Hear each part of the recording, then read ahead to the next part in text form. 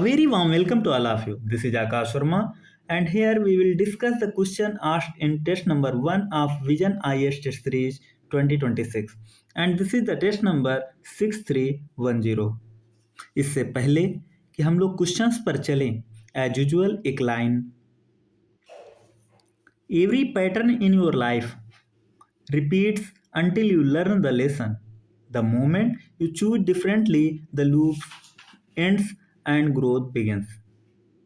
Means हर एक pattern आपकी लाइफ में तब तक रिपीट होता रहता है जब तक आप उससे बाहर निकलने में माहिर नहीं हो जाते, जब तक आप उस चीज़ को बखूबी सीख नहीं जाते। मीन्स आप अगर एक काम को एक ही तरीके से करते रहेंगे तो बार बार वही रिजल्ट्स आएंगे।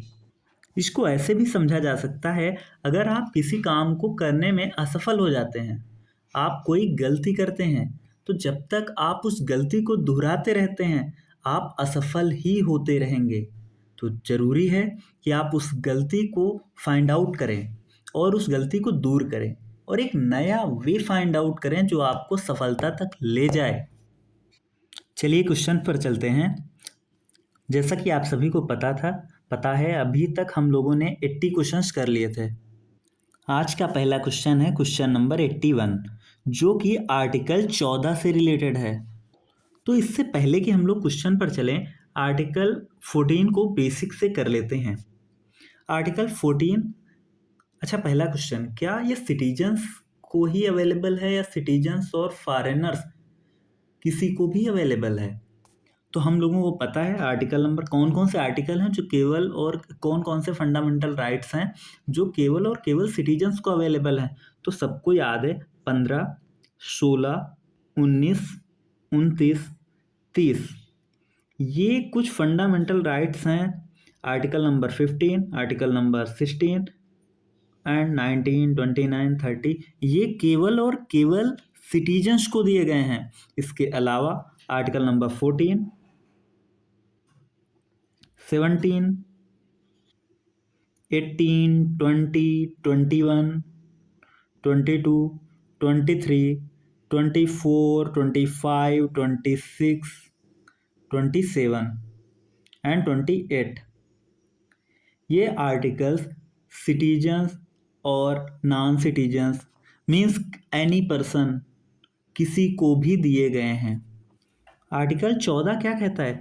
आर्टिकल 14 में बेसिकली ये कहा गया है कि with in the territory of India state किसी भी पर्सन को इक्वलिटी बिफोर द लॉ और इक्वल प्रोटेक्शन ऑफ लॉ को देने से मना नहीं करेगा। तो ये जो कॉन्सेप्ट आता है इक्वलिटी बिफोर लॉ और इक्वल प्रोटेक्शन ऑफ लॉ, इनमें बेसिक डिफरेंस क्या है? तो जो इक्वलिटी बिफोर लॉ और इक्वल प्रोटेक्शन ऑफ लॉ है, इक्वलिटी बिफोर लॉ ये ब्रिटिश ओरिजिन है और माना जाता है कि ये निगेटिव कॉन्सेप्ट है, वेरेज इक्वल प्रोटेक्शन ऑफ लॉ ये यूएसए से लिया गया है और ये पॉजिटिव कॉन्सेप्ट माना जाता है। इक्वल प्रोटेक्शन ऑफ लॉ में क्या कहा जाता है कि equal should be treated alike. Equality before law के बेसिकली 3 कंपोनेंट हैं। पहला कि किसी भी पर्सन को कोई स्पेशल प्रिविलेज नहीं दिया जाएगा, और दूसरा कि हर एक व्यक्ति पर कोई भी कानून हो समान तरीके से लागू होगा। थर्ड कंपोनेंट क्या है? सेकंड कंपोनेंट है कि कानून की नज़रों में सब बराबर हैं। थर्ड कंपोनेंट है कि कोई भी पर्सन जो है वो लॉ के ऊपर नहीं हो सकता है, कानून के ऊपर कोई भी पर्सन नहीं हो सकता, चाहे वो गरीब हो अमीर हो, कोई हायर पोस्ट पे बैठा है कोई लोअर पोस्ट पे बैठा है, इन सबसे कोई फर्क नहीं पड़ने वाला। जबकि जो इक्वल प्रोटेक्शन ऑफ लॉ है वो कहता है like should be treated alike without any discrimination. Equality of treatment होना चाहिए लेकिन सर्कमस्टेंसेस भी सेम होनी चाहिए। अगर 2 बंदे सिमिलर सिचुएशंस में हैं और वो सिमिलर क्राइम करते हैं तो उनके लिए सिमिलर सज़ा का प्रोविज़न होना चाहिए। मीन्स अगर कोई एक पर्सन है जो कि कोई गुनाह करता है और वो इंटेंशनली करता है, तो उसको जो सज़ा मिलेगी, और एक बंदा वो है जो गुनाह गलती से हो जाता है, वो गुनाह उसने इरादे से किया नहीं होता है, उनको अलग अलग सज़ा मिलनी चाहिए। ऐसा प्रोविज़न है इक्वल प्रोटेक्शन ऑफ लॉ में।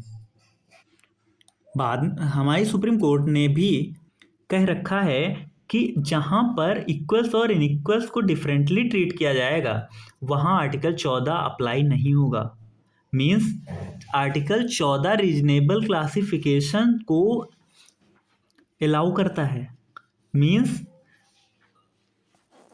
दो पर्सन के बीच में डिफरेंशियल ट्रीटमेंट किया जा सकता है, बशर्ते कि वो जो क्लासिफिकेशन है, वो जो डिफरेंस है, वो आर्बिट्रेरी नहीं होना चाहिए, आर्टिफिशियल नहीं होना चाहिए और इवेजिव नहीं होना चाहिए।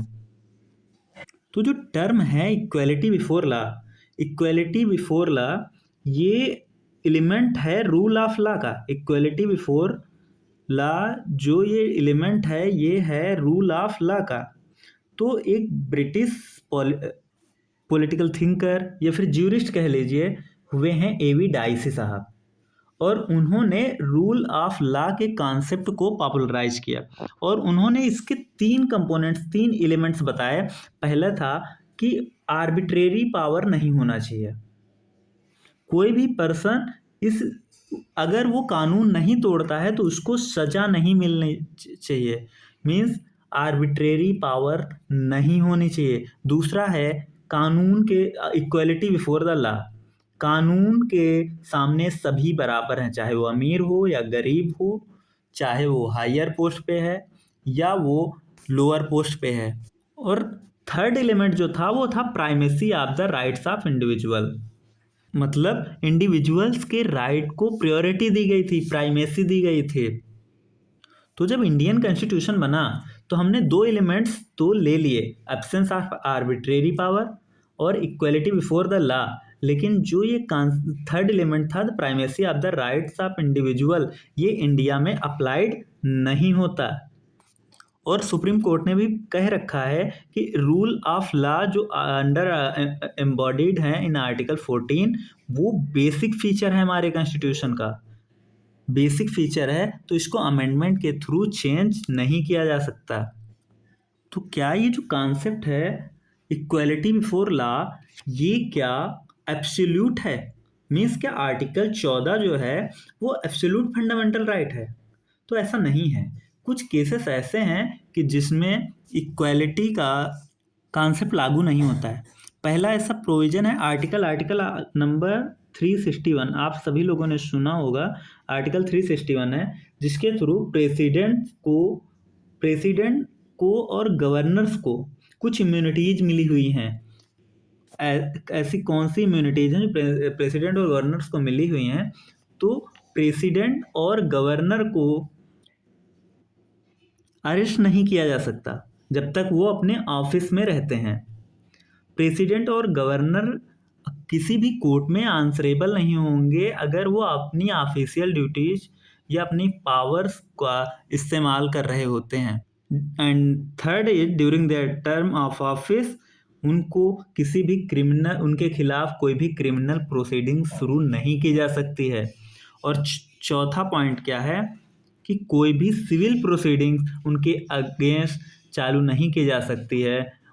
अगर चालू करना भी है तो 2 महीने की प्रायर नोटिस आपको देनी पड़ेगी।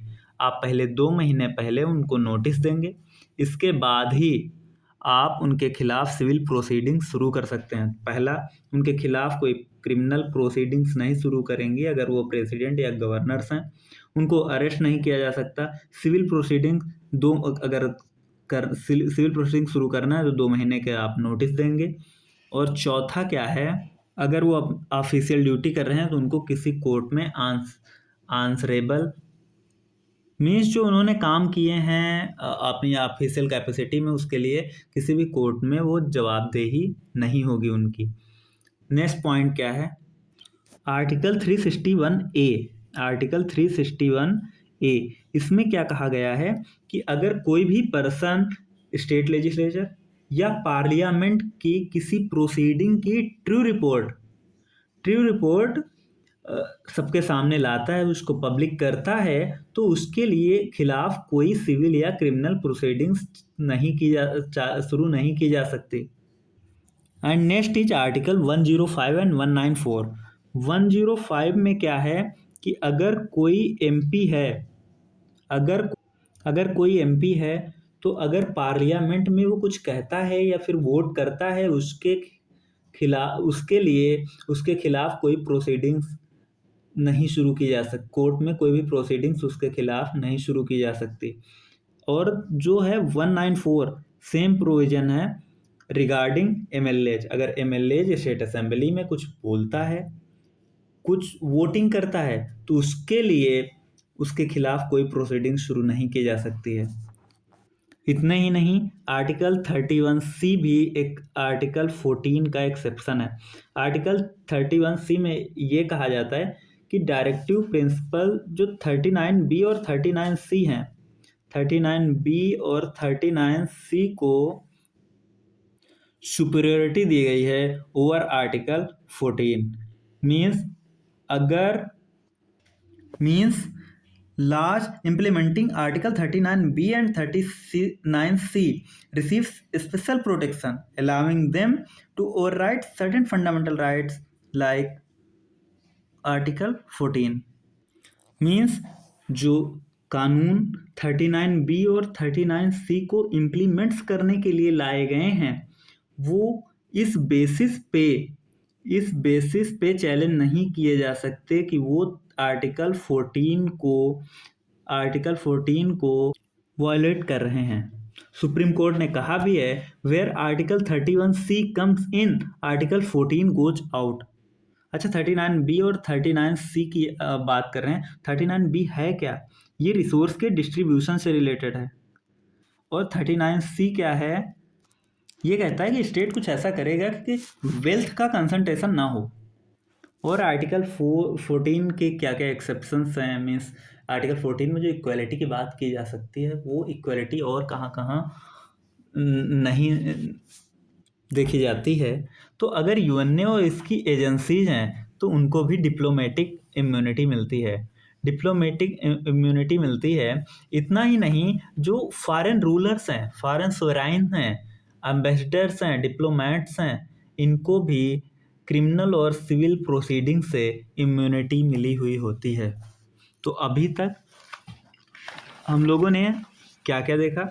आर्टिकल 361 है, आर्टिकल 361 है जिसमें प्रेसिडेंट और गवर्नर्स को कुछ इम्यूनिटीज दी गई हैं। पहला क्या है, वो किसी भी कोर्ट में आंसरेबल नहीं होंगे। अगर वो कुछ भी ऐसा करते हैं जो उनकी ऑफिशियल कैपेसिटी में होता है, तो उनके खिलाफ क्रिमिनल प्रोसीडिंग्स शुरू नहीं की जा सकती। अगर सिविल प्रोसीडिंग्स उनके खिलाफ शुरू करनी है, तो आपको 2 महीने की प्रायर नोटिस देनी पड़ेगी। उनको अरेस्ट नहीं किया जा सकता है जब तक कि वो प्रेसिडेंट या गवर्नर हैं। सेकेंड पॉइंट क्या था? 361A में क्या था कि कोई भी पर्सन है, अगर वो स्टेट लेजिस्लेचर या पार्लियामेंट की किसी भी रिपोर्ट को पब्लिश करता है, बशर्ते कि रिपोर्ट सही होनी चाहिए, उसके खिलाफ कोई सिविल या क्रिमिनल प्रोसीडिंग शुरू नहीं करी जाएगी। 105 था, 194 था। आर्टिकल नंबर 105 जो एमपीच को इम्यूनिटी देता है कि अगर वो पार्लियामेंट में कुछ भी बोलता है, कोई भी वोट करता है, उसके खिलाफ कोई भी प्रोसीडिंग शुरू नहीं की जा सकती है। और आर्टिकल 94 सेम प्रोविजन था एमएलएस के रिगार्डिंग। और 31C से रिलेटेड पॉइंट देखा कि आर्टिकल वो कानून जो 39B या 39C को इम्प्लीमेंट करने के लिए जाए हैं, उनको इस बेसिस पे चैलेंज नहीं किया जा सकता कि वो आर्टिकल 14 को वायलेट करते हैं। और लास्ट में ये देखा कि जो एम्बेसडर्स हैं, फॉरेन सोवराइन हैं, उनको डिप्लोमेटिक इम्यूनिटी एंजॉय करते हैं। साथ ही साथ यूएनए और इसकी एजेंसी जो है वो डिप्लोमेटिक इम्यूनिटी एंजॉय करती है। इस तरह से आर्टिकल 14 को हम लोगों ने कंप्रहेंसिवली डील कर लिया है। लगभग कुछ ही नहीं छूटा है भाई अभी तो। आइए अब क्वेश्चन कर लेते हैं। फर्स्ट स्टेटमेंट क्या कह रहा है? It lays down the foundation of rule of law in India. That's correct. Yes, it lays down the foundation of rule of law in India. It is the only fundamental right which is absolute in nature. गलत हो जा रहा है, क्योंकि अभी हमने देखे कि इसके एक्सेप्शंस हैं, और वो एक्सेप्शंस हम लोगों ने बहुत अच्छे से करा। आर्टिकल 361, 361A, आर्टिकल 105, 194, 31C, और डिप्लोमेटिक इम्यूनिटी यूएन की एजेंसीज को जो दी गई हैं, और जो फॉरेन एम्बेसडर या फिर फॉरेन सोराइन आती हैं उनको भी इम्यूनिटीज दी गई हैं। आइए next question, question number 82। Question number 82 constituent assembly से रिलेटेड है। Again very easy question. The constituent assembly was formulated under the Mountbatten plan. गलत है, क्योंकि सबको पता है कि कंस्टिट्यूएंट असेंबली जो है was formulated under the cabinet mission plan. क्या था? कैबिनेट मिशन प्लान के तहत कंस्टिट्यूएंट असेंबली को फॉर्म किया गया था। It had no member from the Anglo Indian community. ये भी गलत हो जाता है। हालांकि इसको डायरेक्ट इलेक्शन के थ्रू फिलअप नहीं किया गया था कंस्टिट्यूएंट असेंबली को, लेकिन ये कहा जाता है कि उस समय अगर महात्मा गांधी को छोड़ दिया जाए तो लगभग देश के जितने भी नेता थे वो कंस्टिट्यूएंट असेंबली के पार्ट थे। वो हर एक सेक्शन से आते थे, हर एक कम्युनिटी से आते थे, हर एक कास्ट से आते थे, तो एंग्लो इंडियन कम्युनिटी का भी रिप्रेजेंटेशन था। तो सेकंड स्टेटमेंट गलत हो जाती है, फर्स्ट स्टेटमेंट भी गलत हो जाती है। Sorry, the constituent assembly was formulated under the Mountbatten plan, गलत है। It had no member from the Anglo Indian community, ये भी गलत है। Correct answer is option D. चलिए नेक्स्ट क्वेश्चन पर चलते हैं। Question number 83 all India services के क्रिएशन से रिलेटेड है। तो कह रहा है through which of the following can parliament provide for the creation of new all India services. तो आर्टिकल 312 के बारे में हम सभी जानते हैं। आर्टिकल 312 में ऑल इंडिया सर्विसेज के क्रिएशन की बात की गई है, और इसमें यह कहा जाता है कि अगर आप कोई भी ऑल इंडिया सर्विस को एक या एक से ज़्यादा ऑल इंडिया सर्विस को क्रिएट करना है तो पार्लियामेंट में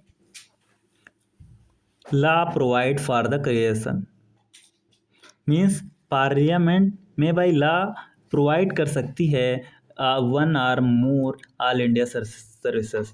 और इसमें करना क्या होता है कि जो काउंसिल ऑफ स्टेट्स है मीन्स राज्यसभा, उसमें एक रिजोल्यूशन लेके जाएं, और वो रिजोल्यूशन 2/3 2/3 मेजोरिटी से 2/3 majority of the members present and voting वो पास हो जाए, और ये राज्यसभा क्लियर कर दे कि ये नेशनल इंटरेस्ट में ज़रूरी है। तो आइए स्टेटमेंट्स देखते हैं। स्टेटमेंट बी सही हो जाती है। By a resolution in the council of states supported by not less than 2/3 of the members present and voting. कौन सा आर्टिकल डील करता है? Article 312। Next question, question number 84। Question number 84 कह रहा है, फर्स्ट स्टेटमेंट है कि viceroy was made the direct representative of the British crown in India. तो बेसिकली इस क्वेश्चन में ये पूछा गया है किस एक्ट के थ्रू ये प्रोविजंस आए कि वायसराय को ब्रिटिश क्राउन का डायरेक्ट रिप्रेजेंटेटिव बना दिया गया, सेक्रेटरी ऑफ स्टेट को कंस्टिट्यूट किया गया, और कोर्ट ऑफ डायरेक्टर्स और बोर्ड ऑफ कंट्रोल जो है वो एबोलिश हो गए। तो कोर्ट ऑफ डायरेक्टर और बोर्ड ऑफ कंट्रोल, ये बोर्ड ऑफ कंट्रोल कब बनाया गया था? तो ये 1784 के पिट्स इंडिया एक्ट से बनाया गया था। तो इसको कब ख़त्म किया गया ये पूछा जा रहा है। कौन सा एक्ट था जिसमें ये सब चीज़ें हुई? तो सभी ने पढ़ रखा होता है कि गवर्नमेंट ऑफ इंडिया एक्ट 1858 में वायसराय की पोस्ट क्रिएट होती है। Viceroy, governor general of India को वायसराय कहा जाने लगता है, और सेक्रेटरी ऑफ स्टेट का एक नई पोस्ट आती है जो कि ब्रिटिश कैबिनेट का मेंबर होगा, और ब्रिटिश पार्लियामेंट के लिए इसकी जवाबदेही होगी। अच्छा, ऐसा जो पहला वायसराय बनाया जाता है वो कौन था? लॉर्ड कैनिंग था। और ये भी इन 3 पॉइंट्स के अलावा और कौन से पॉइंट्स थे? तो हाँ, सेक्रेटरी ऑफ स्टेट को असिस्ट करने के लिए काउंसिल होगी, उसमें कितने मेंबर्स होंगे? 15 मेंबर्स होंगे। और ये जो काउंसिल होगी ये कार्पोरेट बॉडी की तरह होगा जिसके खिलाफ इंग्लैंड में मुकदमा चलाया जा सकता है, और ये भी मुकदमा दायर कर सकती है। तो correct answer is option A. Next question, question number 85। UPSC से रिलेटेड है। तो फर्स्ट स्टेटमेंट क्या कह रहा है, it is mandated with the classification of services and cadre management of selected candidates, it present its annual performance report to parliament. तो ये तो पहले ही गलत हो गया, क्योंकि पार्लियामेंट को नहीं देती है भाई, प्रेसिडेंट को देती है। तो सेकंड स्टेटमेंट गलत हो गया। अगर इसी से देख लें तो फर्स्ट गलत, सेकंड गलत, थर्ड स्टेटमेंट देख ले रहे हैं, its jurisdiction can be extended by an order of president of India. तो नहीं, इसका ज्यूरिडिक्शन बढ़ाया जा सकता है, लेकिन by law part by the parliament, parliament इसके ज्यूरिडिक्शन को बढ़ा सकती है। तो थर्ड स्टेटमेंट भी गलत हो गई। और जैसे थर्ड स्टेटमेंट गलत होती है, हमारा आंसर आ जाता है answer is none, answer is none. अच्छा, इसके अलावा यूपीएससी से रिलेटेड कुछ कर लेते हैं। किस पार्ट में आता है यूपीएससी? पार्ट 14, पार्ट 14 में आता है। कौन कौन से आर्टिकल यूपीएससी को डील करते हैं? तो आर्टिकल 315 टू आर्टिकल 323, आर्टिकल 315 से आर्टिकल 323 तक यूपीएससी से रिलेटेड हैं। यूपीएससी कॉन्स्टिट्यूशनल बॉडी है? हाँ, कॉन्स्टिट्यूशनल बॉडी है।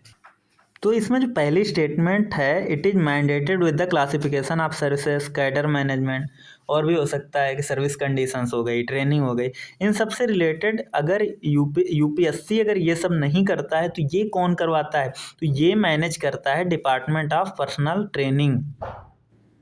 आगे हम लोग जो कॉन्स्टिट्यूशनल बॉडीज को डिटेल से करेंगे, तब यूपीएससी वाले चैप्टर को बहुत अच्छे से करेंगे। अभी के लिए नेक्स्ट क्वेश्चन, क्वेश्चन नंबर 86। ये क्वेश्चन आर्टिकल 3 से रिलेटेड है और सभी को पता होता है आर्टिकल 3 को अगर अमेंड करना है तो हम लोग कॉन्स्टिट्यूशनल अमेंडमेंट बिल की ज़रूरत नहीं होती है, सिंपल मेजोरिटी से इसको अमेंड कर सकते हैं। इसको अमेंड करने से पहले प्रेसिडेंट की प्रायर परमिशन की ज़रूरत होती है। ये आर्टिकल 3 के बारे में बेसिक है और ये सभी को पता होता है। और आर्टिकल 3 को सिंपल मेजोरिटी से अमेंड किया जा सकता है, ये आर्टिकल 4 ही कहता है। अगर आर्टिकल 4 को आप ध्यान से देखोगे तो आर्टिकल 4 क्या कहता है कि आर्टिकल 2 और आर्टिकल 3 को सिंपल मेजोरिटी से अमेंड किया जा सकता है, like an ordinary legislative process. इसके अमेंडमेंट्स को कॉन्स्टिट्यूशन का अमेंडमेंट नहीं देखा जाना चाहिए अंडर आर्टिकल 368, ये आर्टिकल 4 कहता है। तो इस पहली स्टेटमेंट क्या कहती है, a bill to change the name of a state has to be pass by absolute majority of the parliament. No, it's simple majority. तो ये सिंपल मेजोरिटी से है, means member present and voting. तो पहली statement गलत हो जाती है। Bill to change the name of a state can be introduced only with the prior permission of the president. सही, correct answer is option B. Next question, question number 87। अच्छा, article 3 होता क्या है? तो आर्टिकल 3 में बेसिकली ये होता है कि कोई अगर एग्जिस्टिंग स्टेट है तो उसका एरिया चेंज करना है, बाउंड्री चेंज करना है, उसका नेम चेंज करना है, तो उससे आर्टिकल 3 डील करता है। और आर्टिकल 2 क्या होता है? आर्टिकल 2 किसी भी नए स्टेट के एडमिशन या इस्टेब्लिशमेंट से रिलेट होता है। The establishment or admission of a new state, article number 2, and the alteration of areas, boundaries or name of existing states, ये आर्टिकल 3 होता है। I next question, question number 87। Question number 87 कह रहा है, how many of the above objectives are mentioned in the preamble to the Indian constitution. तो preamble के बारे में आप लोगों को एक बात तो पता ही होगी कि ये हमारा पूरा कॉन्स्टिट्यूशन बन गया था, इनैक्ट हो गया था, उसके बाद में प्रीएम्बल को हमारे कॉन्स्टिट्यूशन में जोड़ा गया। तो प्रीएम्बल से रिलेटेड आप सभी को पता होगा कि जवाहरलाल नेहरू ने ऑब्जेक्टिव रिजोल्यूशन को ड्राफ्ट और मूव किया था, ये उसी पर बेस्ड है। अच्छा, किसने प्रीएम्बल्स को identity card of the constitution कहा था? तो ये थे इन्हें पालकी वाला साहब। और किसने होरोस्कोप कहा था? मीन्स किसने कहा था कि preamble is the horoscope of our sovereign democratic republic. तो होरोस्कोप जो कहा था वो के.एम. मुंशी साहब ने कहा था। सोल ऑफ द कॉन्स्टिट्यूशन किसने कहा था? तो ठाकुरदास भार्गव थे। ठाकुरदास भार्गव थे, उन्होंने सोल ऑफ द कॉन्स्टिट्यूशन कहा था। और एक नाम आता है अर्नस्ट बेकर का, अर्नस्ट बार्कर थे, उन्होंने की नोट टू द कॉन्स्टिट्यूशन कहा था। तो होरोस्कोप किसने कहा? के.एम. मुंशी ने। Keynote to the constitution Ernest Barker ने। किसने सोल ऑफ द कॉन्स्टिट्यूशन कहा? ठाकुरदास भार्गव ने। और किसने कहा होरोस्कोप है, horoscope of our sovereign democratic republic, तो ये कहा था के.एम. मुंशी साहब ने कहा था।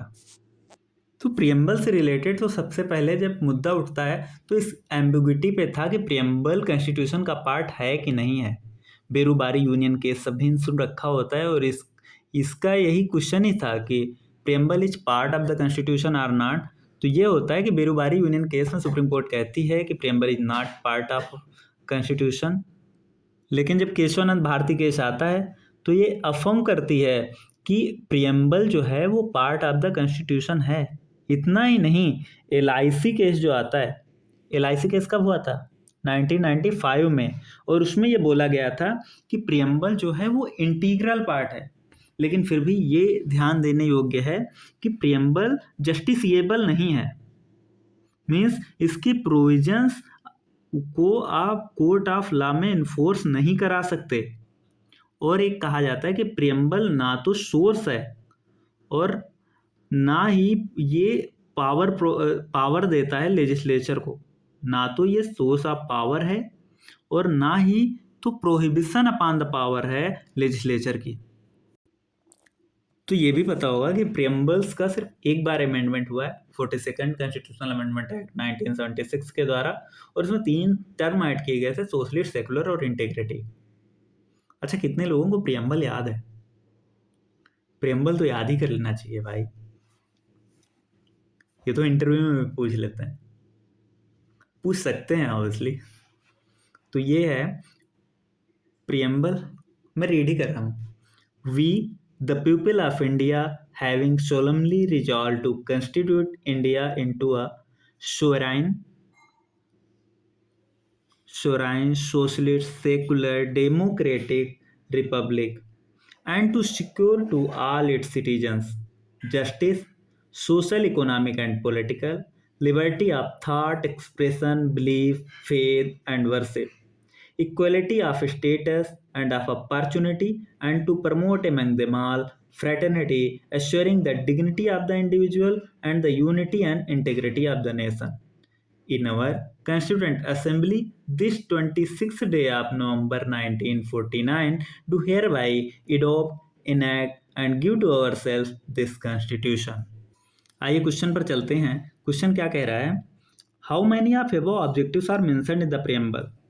इकोनॉमिक, जस्टिस, तो अभी हम लोगों ने देखा justice, social, economic and political. Justice कौन कौन सी है? Social, economic and political. Liberty, liberty of thought, expression, belief, faith and worship. और क्या था?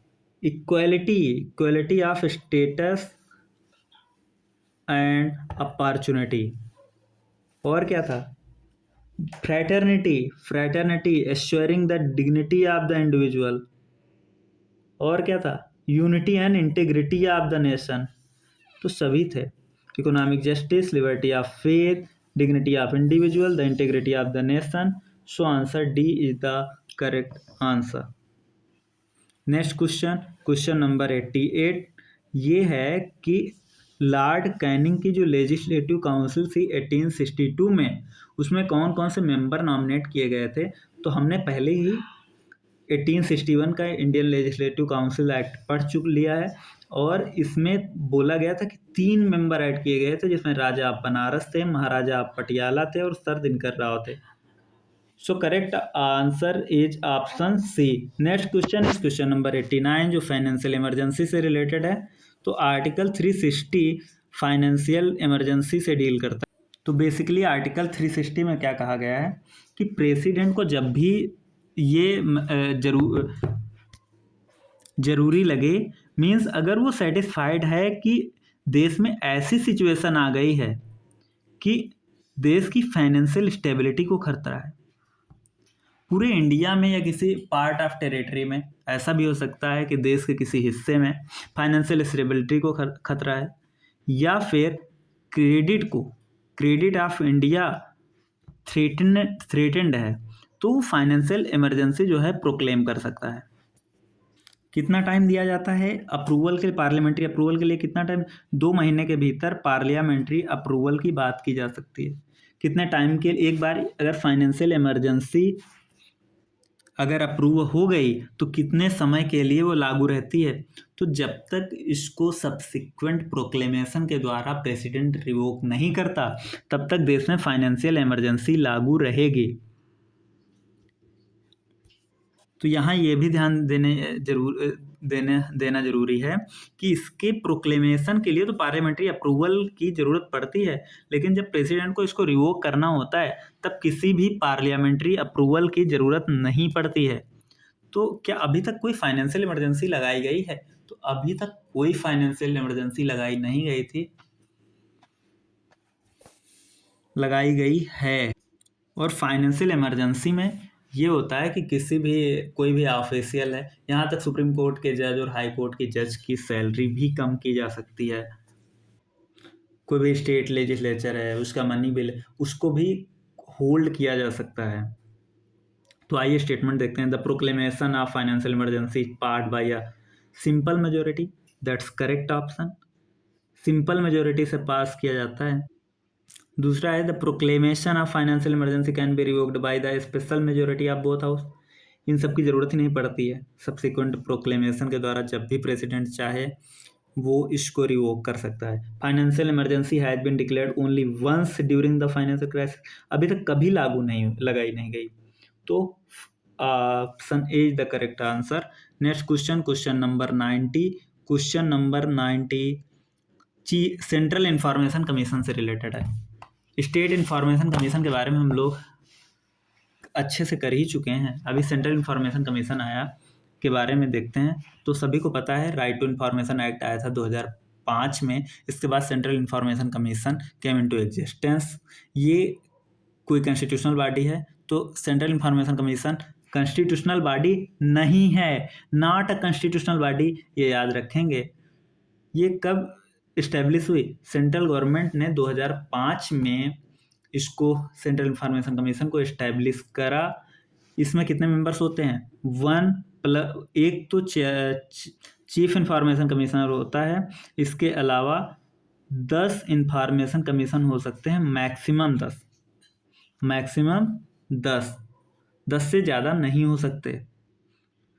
इनका अपॉइंटमेंट कौन करता है? तो प्रेसिडेंट करता है। एक कमेटी के रिकमेंडेशन पर करता है। कमेटी में कौन कौन होता है? प्राइम मिनिस्टर होता है, प्राइम मिनिस्टर होता है जो इसको चेयर करता है। Leader of opposition in Lok Sabha होता है। और क्या होता है? यूनियन कैबिनेट मिनिस्टर होता है जिसको अपॉइंट कौन करता है? पीएम करता है। यूनियन कैबिनेट मिनिस्टर होता है जिसको अपॉइंट कौन करता है? पीएम करता है। राइट टू इंफॉर्मेशन एक्ट का 2019 में अमेंडमेंट भी हुआ और उसके थ्रू कुछ चेंजेस आए थे। उसमें ये हुआ था कि जो ये चीफ इंफॉर्मेशन कमिश्नर है, ये ऑफिस जो होल्ड करेगा उस बारे में सेंट्रल गवर्नमेंट प्रिस्क्राइब करेगा। पहले क्या होता था? इसका ऑफिस फिक्स था 5 साल के लिए, लेकिन इसके टर्म को बाद में सेंट्रल गवर्नमेंट के ऊपर छोड़ दिया गया कि वो जितने समय के लिए चाहे अपॉइंट करे। सैलरी और अलाउंस भी सेंट्रल गवर्नमेंट ही प्रिस्क्राइब करेगा।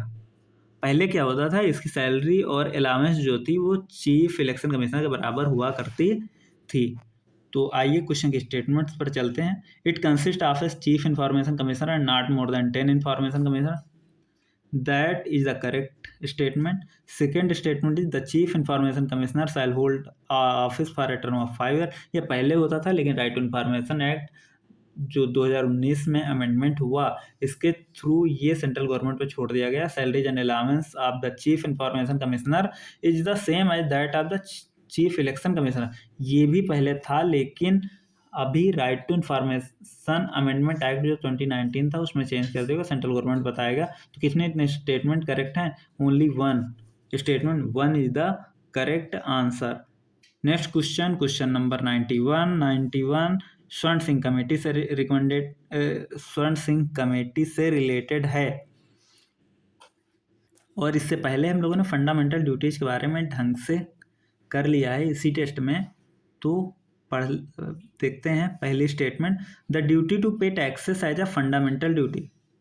स्वर्ण सिंह कमेटी ने क्या क्या रिकमेंडेशन दी थी जो कि एक्सेप्ट नहीं करी गवर्नमेंट ऑफ इंडिया ने। तो हमने देखा था कि 3 चीज़ें थी कि ड्यूटी टू पे टैक्स था, और ये था कि अगर कोई फंडामेंटल ड्यूटी नहीं मान रहा तो उसको पेनाल्टी या पनिशमेंट उस पर लगा सकती है पार्लियामेंट। और तीसरा, वो जो पनिशमेंट लगाएगी या फिर वो कानून जिसके तहत पेनाल्टी लगाई जा रही है उसको किसी कोर्ट में इस बेसिस पे चैलेंज नहीं किया जा सकता है कि वो किसी फंडामेंटल राइट को ब्रीच कर रही है, वायलेट कर रही है। तो ये जो तीनों स्टेटमेंट दी गई हैं, the duty to pay taxes as fundamental duty, penalty for the non performance of the fundamental duty and no laws imposing such penalty shall be challenge in the court on grounds of infringement of fundamental rights. तो ये तीनों statement सही हैं इस basis पे कि स्वर्ण Singh committee ने इसको रिकमेंड करा था, लेकिन गवर्नमेंट ऑफ इंडिया ने इसको नहीं माना था। नेक्स्ट क्वेश्चन नंबर 92 तो डीपीएसपी के बारे में है कि इसमें पूछा गया है कि कौन से प्रिंसिपल्स हैं, कौन से एक्ट्स हैं जो डीपीएसपी को इम्प्लीमेंट करवाते हैं। तो हम सभी को पता है कि डीपीएसपी नॉन जस्टिसिएबल हैं, लेकिन कुछ एक्ट टाइम टू टाइम लाए गए जो डीपीएसपी के इम्प्लीमेंटेशन को इंश्योर करते हैं। ऐसे कुछ एक्ट्स हैं जैसे मैटरनिटी बेनिफिट एक्ट है। इसमें क्या होता है, जो वुमेन वर्कर थे उनके इंटरेस्ट को प्रोटेक्शन की बात की जाती है। दूसरा है नेशनलाइजेशन ऑफ बैंक, इसके थ्रू कंसंट्रेशन ऑफ वेल्थ पे लगाम लगाई जाती है, लोगों के वेलफेयर की बात की जा सकती है। इतना ही नहीं, नेशनलाइजेशन ऑफ बैंक आया कब था? 1969 में। याद होगा कि 14 बैंकों का राष्ट्रीयकरण किया गया था। एलआईसी का भी राष्ट्रीयकरण किया गया। एलआईसी का राष्ट्रीयकरण कब किया हुआ था? गया था 1956 में एलआईसी को नेशनलाइज किया गया था। एलआईसी को नेशनलाइज किया गया था। और प्रिवी पर्स कब ख़त्म की गई थी? 1971 को प्रिवी पर्स ख़त्म की गई थी। और क्या था? बैंक्स का नेशनलाइजेशन कब हुआ था? 1969 में 14 बैंक का राष्ट्रीयकरण किया गया था। जनरल इंश्योरेंस का राष्ट्रीयकरण कब किया गया था? तो वो भी याद रखना कि 1971 में जनरल इंश्योरेंस का भी राष्ट्रीयकरण किया गया था। 1956 में एलआईसी का, 1969 में बैंक्स का नेशनलाइजेशन होता है। जनरल इंश्योरेंस का नेशनलाइजेशन 1971 में होता है और 1971 में ही प्रिवी पर्स को एबॉलिश किया जाता है। 1972 में वाइल्ड लाइफ प्रोटेक्शन एक्ट आता है जो एनवायरनमेंट के प्रोटेक्शन की बात करता है। क्रिमिनल प्रोसीजर कोड 1973 में आता है जो जुडिशरी को एग्जीक्यूटिव से सेपरेट करता था। पहले क्या होता था कि जो कलेक्टर्स हैं, जो तहसीलदार्स हैं, उनके पास में जुडिशियल पावर्स भी हुआ करते थे। तो ये इनके बीच में सेपरेशन लाया गया, जुडिशरी और एग्जीक्यूटिव के बीच में। उनको अब एग्जीक्यूटिव के तौर पे ही कार्य करना होगा। जो जुडिशियल पावर्स थी उनको, वो जुडिशरी को ट्रांसफ़र कर दी गई। तो सबऑर्डिनेट कोर्ट आ जाती है, decentralisation of judiciary.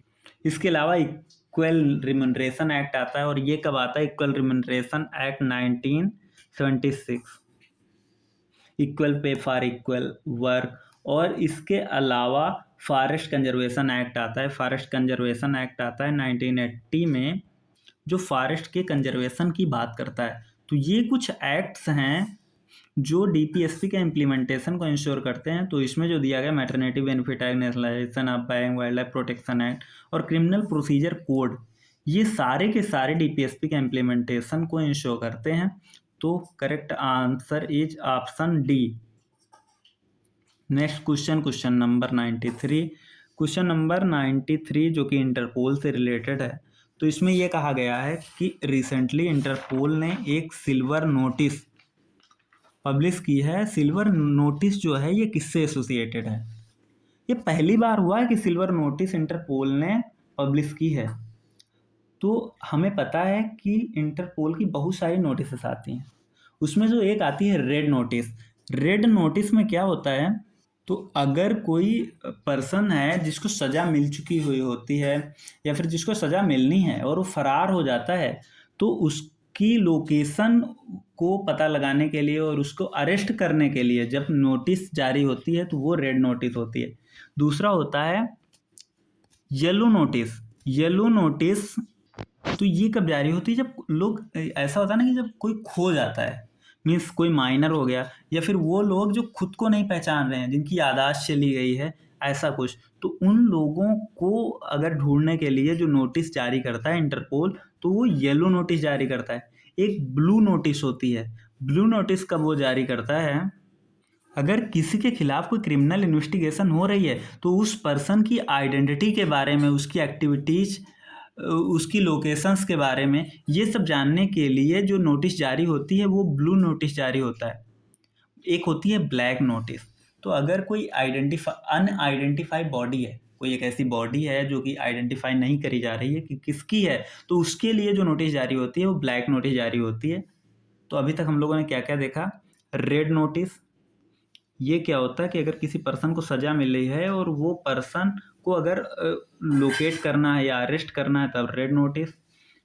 Blue notice किसके लिए होती है, तो अगर कोई पर्सन के खिलाफ क्रिमिनल इन्वेस्टिगेशन चल रही है तो उसके बारे में एडिशनल इन्फॉर्मेशन जानने के लिए। तीसरी है येलो नोटिस। येलो नोटिस क्या होती है कि अगर कोई माइनर है या फिर कोई ऐसा आदमी है जिसकी याददाश्त चली गई है, तो उसको आइडेंटिफाई करने के लिए येलो नोटिस। और एक क्या होती है ब्लैक, अगर कोई अनआइडेंटिफाइड बॉडी है तो उसके बारे में पता लगाने के लिए जो नोटिस जारी होती है वो ब्लैक नोटिस होती है। इसके अलावा 3 और नोटिसेस हैं जो होती थी ग्रीन नोटिस।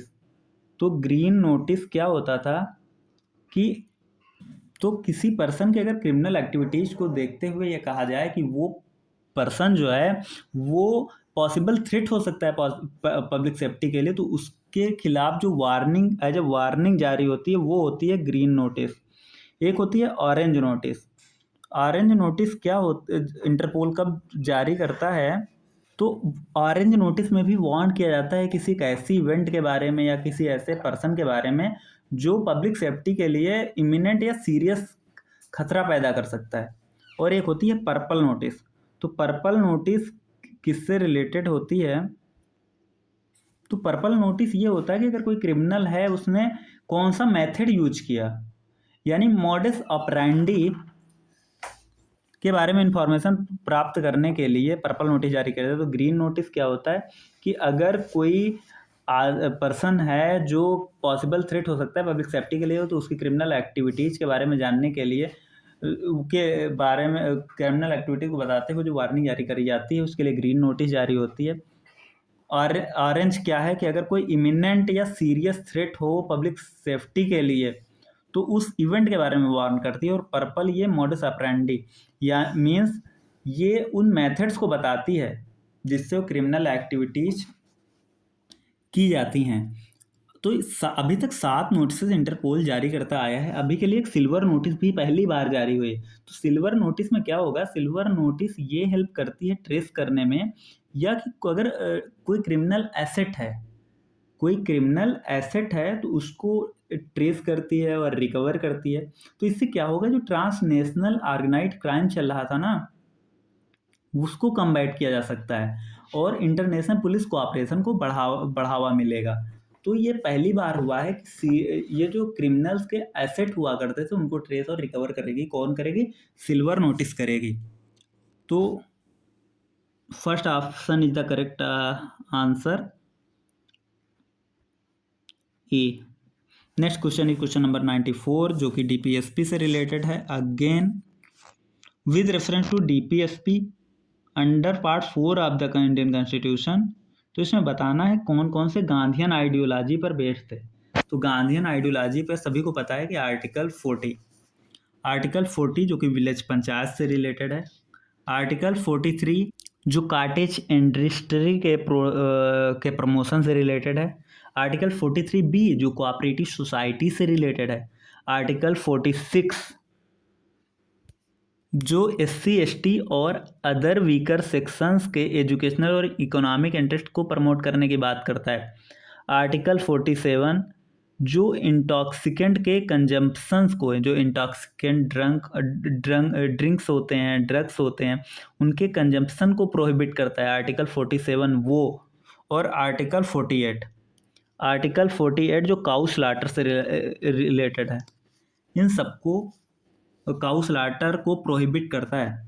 तो ये आर्टिकल गांधीयन आइडियोलॉजी से रिलेटेड है। कौन कौन से? Article 40 village panchayat, 43 cottage industry से रिलेटेड है, 43B कोऑपरेटिव सोसाइटी वाला, आर्टिकल 46 जो SC ST और अदर वीकर सेक्शंस के एजुकेशनल और इंटरेस्ट के प्रमोशन की बात करते हैं, 47 जो इंटॉक्सिकेंट जो ड्रिंक या ड्रग्स होते हैं उनको प्रोहिबिट करता है, 48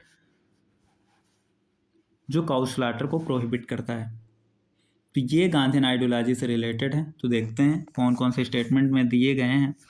promoting cottage industry on an individual और cooperation basis on rural area, article 43, yes this is belong to Gandhian ideology. Public assistant in case of old age, sickness, disablement and right to work, ये तो socialist principal है, तो ये तो गलत हो गया। Promoting the educational and economic interest of SC ST and other weaker section of society, 46, that's correct. To organise agriculture and animal husbandry on modern and scientific lines, तो ये लिबरल और इंटेलेक्चुअल प्रिंसिपल्स है, तो ये भी गलत हो गया। First and third is the correct statement, second and fourth is the wrong statement. So answer is the correct option C। Next question number 95 जो आर्टिकल 14 से रिलेटेड है। हम लोगों ने इलेबोरेटली आर्टिकल 14 को कर लिया था। तो the constitution under article 14 provides only for equality before the law and not equal protection of law, गलत, easy statement. As per the supreme court where equals and unequals are treated differently, article 14 does not apply. तो ये हम लोगों ने देखा था कि supreme court ने कहा था वेयर इक्वल्स और अनइक्वल्स को डिफरेंटली ट्रीट किया जाता है, आर्टिकल 14 अप्लाई नहीं होता। तो 95 में आंसर हो जाता है B। Next question number 96 article 12 से रिलेटेड है। आर्टिकल 12 टर्म स्टेट को डिफाइन करता है और इसमें यह कहा गया है कि कौन कौन आता है। तो फर्स्ट स्टेटमेंट कह रहा है legislative organs of centre and states, तो हाँ आती हैं। Executive organs of centre and state, ये भी स्टेट के अंडर ही आते हैं। लोकल अथॉरिटीज, ये भी आते हैं। तो answer D is the correct statement. और ऐसे ही आप लोगों ने देखा होगा कि DPSP से रिलेटेड जो टर्म आ रहा होता है बार बार, स्टेट, वो किस आर्टिकल में डिफाइन किया गया? तो आर्टिकल 36 में डिफाइन किया गया है।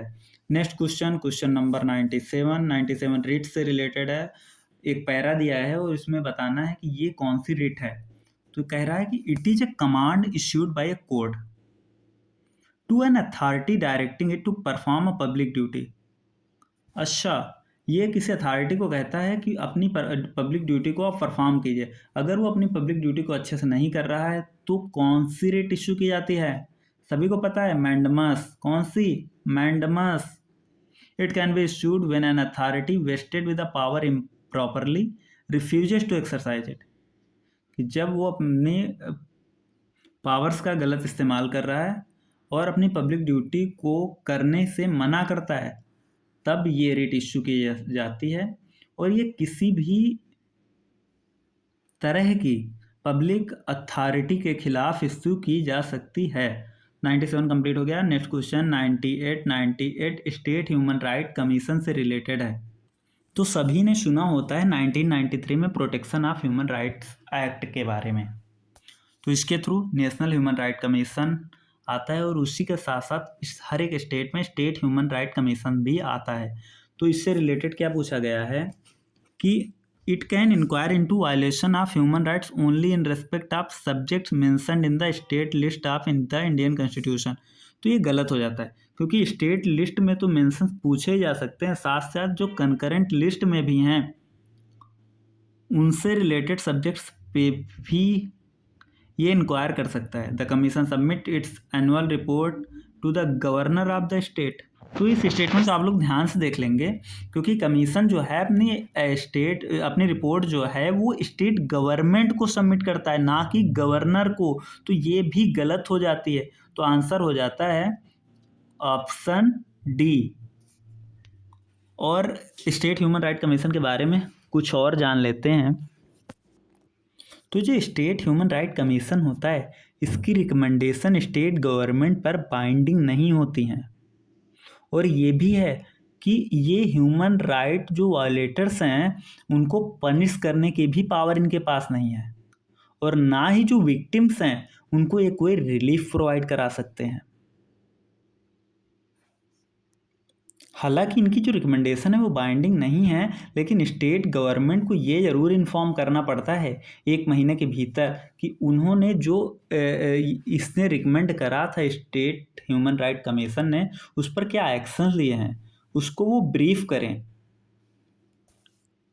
तो स्टेट ह्यूमन राइट कमीशंस के मेजरली क्या क्या फंक्शंस होते हैं, तो ये स्टेट गवर्नमेंट को ये रिकमेंड करता है, स्टेट गवर्नमेंट या किसी अथॉरिटी को ये रिकमेंड करता है कि विक्टिम्स को क्या डैमेजेज हुए हैं, तो क्या कंपनसेशन मिलना चाहिए, या जो गिल्टी पब्लिक सर्वेंट्स हैं उनके खिलाफ क्या एक्शन लिया जाना चाहिए, या फिर विक्टिम के जो इमीडिएट त्वरित जो रिलीफ दिया जाना है वो क्या रिलीफ होता है। और स्टेट ह्यूमन राइट कमीशन है, ये सुप्रीम कोर्ट और हाई कोर्ट के दरवाजे भी खटखटा सकता है कि वो फर्दर नेसेसरी डायरेक्शंस दे, आर्डर्स दे या रिट्स दे। Next question number 99 again very easy question. ये क्या कह रहा है, democracy is based on a fundamental principle of political equality.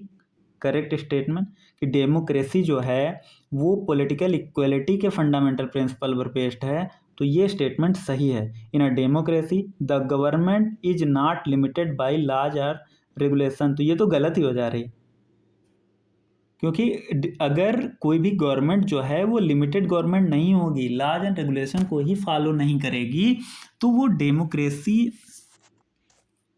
Proper function ही नहीं कर पाएगी वहाँ पर। तो ऐसे में statement 1 is the correct and statement 2 is the incorrect. Correct answer is option C. Next question and the last question of this test, question number 100, जो right to freedom of religion से रिलेटेड है। तो right to freedom of religion किस articles में है? Article 25 से 28 में है। और इसमें क्या कहा गया है कि दे cover religious belief, religious practice and rituals. Religious instructions can be provided in any educational institution administered by the state. बताना है कि कौन कौन सी स्टेटमेंट सही हैं। तो हम लोगों ने आर्टिकल 28 के बारे में पढ़ रखा हुआ, और आर्टिकल 28 में क्या है कि no religious instructions shall be paid, no religious instruction shall be provided in any educational institutions wholly maintained out of state fund. और ये 4 तरह के जो एजुकेशनल इंस्टीट्यूशंस हैं उनको कैटेगराइज करता है।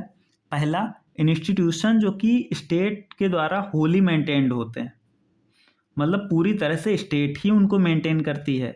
दूसरा कैटेगराइजेशन क्या है कि एडमिनिस्टर तो स्टेट करता है, लेकिन वो इस्टेब्लिश किए जाते हैं under any endowment or trust. तीसरा कि वो इंस्टीट्यूशंस जो आते हैं जो स्टेट जिनको रिकॉग्नाइज करता है। चौथा, वे इंस्टीट्यूशंस जो कि स्टेट से एड प्राप्त करते हैं। तो ये होता है कि जो फर्स्ट तरह के रिलीजियस जो एजुकेशनल इंस्टीट्यूशंस हैं जो कि होली मेंटेन्ड बाय स्टेट हैं, तो उसमें जो रिलीजियस इंस्ट्रक्शन हैं वो कम्प्लीटली प्रोहिबिटेड हैं।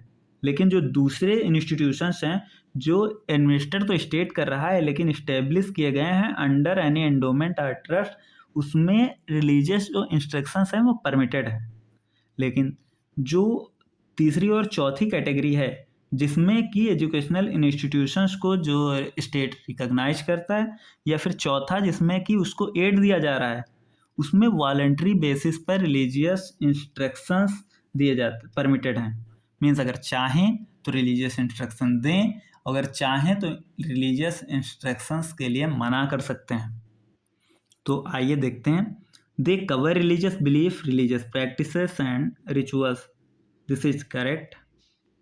And religious instructions can be provided in any educational institution administered by the state.